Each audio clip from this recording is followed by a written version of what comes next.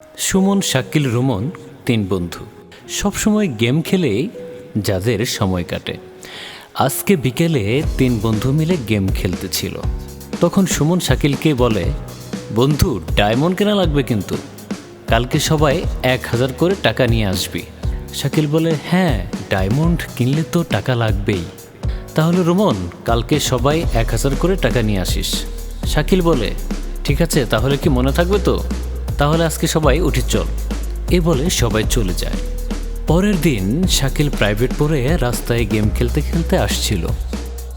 রাস্তায় এলাকার এক মুরব্বির সাথে ধাক্কা লাগে। ধাক্কা লাগার পর মুরব্বি বলে, হাই রে বেয়াদব, হ্যাঁ এই মোবাইল টিপতে টিপতে রাস্তা দিয়ে যায়।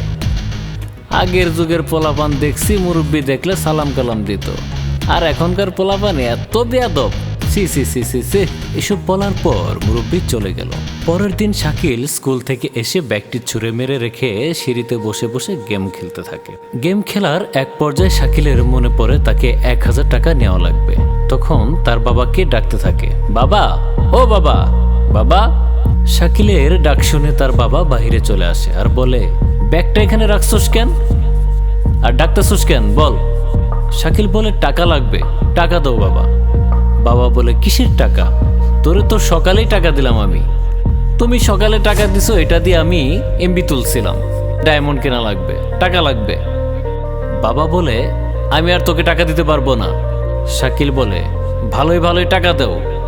বাবা বলে, আমি আর তোকে একটা টাকাও দেব না। শাকিল বলে, 1000 টাকা দাও তো বাবা। বাবা বলে, একটা টাকাও দিতে পারবো না। শাকিল বলে, বাবা তুমি টাকা না দিলে কিন্তু আমি ব্রিজ থেকে লাফ দিব। বাবা বলে, তুই যা, আমার চোখের সামনে থেকে সর যা, আমার এমন ছেলের দরকার নাই। শাকিল বলে, তোমার টাকা তুমি ভেজে ভেজে খাও কে? তোমার টাকা লাগবে না আমার। এই বলে রাগ করে চলে যায়। 6 মাস পর শাকিল অনলাইনে গেমস ও জোয়ার নেশায় আসক্ত হয়ে যায়। বন্ধুদের কাছে অনেক ধার দেনা করে ফেলে। টাকা দিতে না পারায় এক পর্যায়ে শাকিলকে তারা মারধর করে, আর তার পরিবর্তিতে তার বাবা তার কাছ থেকে ফোনটি নিয়ে নেয়। এগুলোর চাপ সইতে না পেরে এক পর্যায়ে শাকিল মানসিক ভারসাম্য হারিয়ে ফেলে। শাকিলের কাছে পরিবারের কেউ যেতে পারে না। তার বাবা কাছে গেলে সে ভয়ে দুমড়ে মুচড়ে যায় আর তার বাবাকে চলে যেতে বলে। বাবা মাথায় হাত দিয়ে আফসোস করতে করতে বাহিরে আসে আর বলে, আহ কি হয়ে গেল আমার। কত আশা করছিলাম ছেলেটা আমার মানুষের মতো মানুষ হবে। আমি কেন তাকে এত ছোট বয়সে ফোন কিনে দিলাম? কেন আমি তাকে বাইরে খেলাধুলা করতে বললাম না?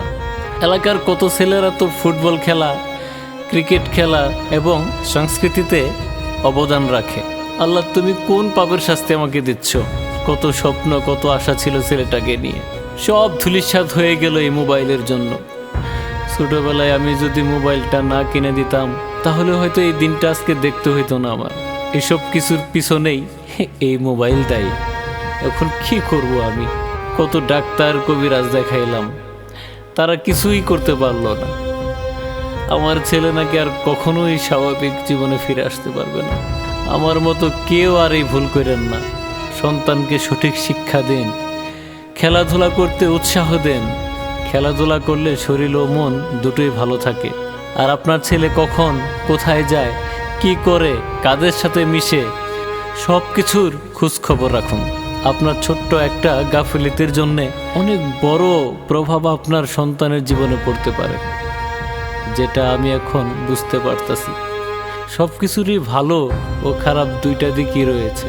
আপনার সন্তান মোবাইলে কার সাথে কতক্ষণ কথা বলে, কোন বিষয়ে কথা বলে, সব কিছুর উপর নজরদারি রাখুন।